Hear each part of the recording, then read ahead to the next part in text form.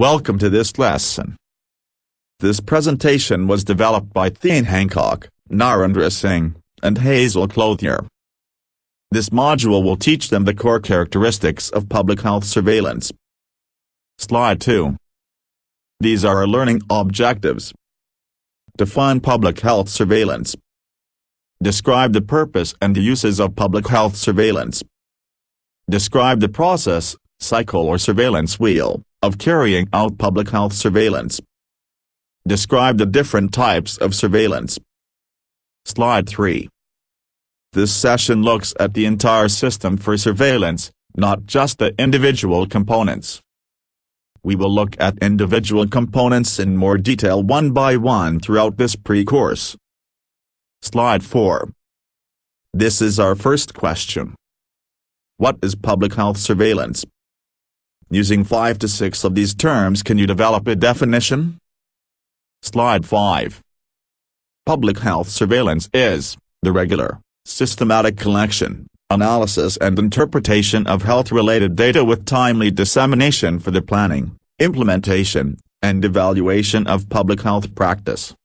Slide 6. Then, public health surveillance is collection or collation of health-related data, analysis and interpretation of these data, reporting and dissemination of the results and conclusions from analysis. Public health surveillanc's key characteristics are regular, systematic, timely, and linked to action. Public health surveillance is analysis or interpretation. Slide 7. A quiz. What is the right answer? What is the purpose of public health surveillance?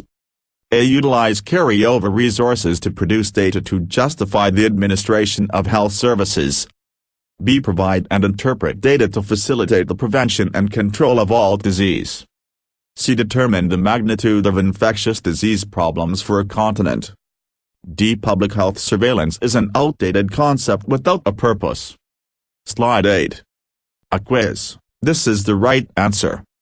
B. Provide and interpret data to facilitate the prevention and control of all disease.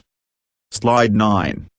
The purpose and such public health surveillance can include, serve as an early warning system for impending public health emergencies, document the impact of an intervention, or track progress towards specified goals, monitor and clarify the epidemiology of health problems, to set priorities and to inform public health policy and strategies.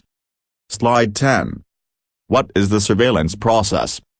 Can you put these terms in order of the surveillance process? Slide 11. What is the surveillance process? This is the recommended order.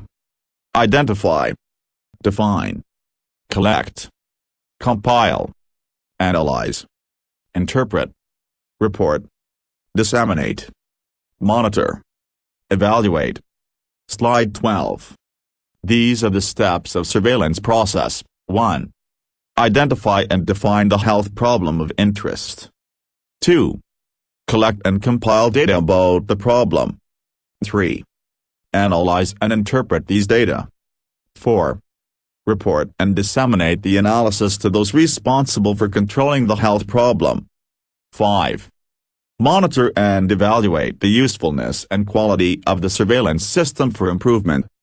Slide 13. Bill Foch said the reason for collecting, analyzing, and disseminating information on a disease is to control the disease. Collection and analysis should not be allowed to consume resources if action does not follow. Slide 14. We are going to watch a complimentary video.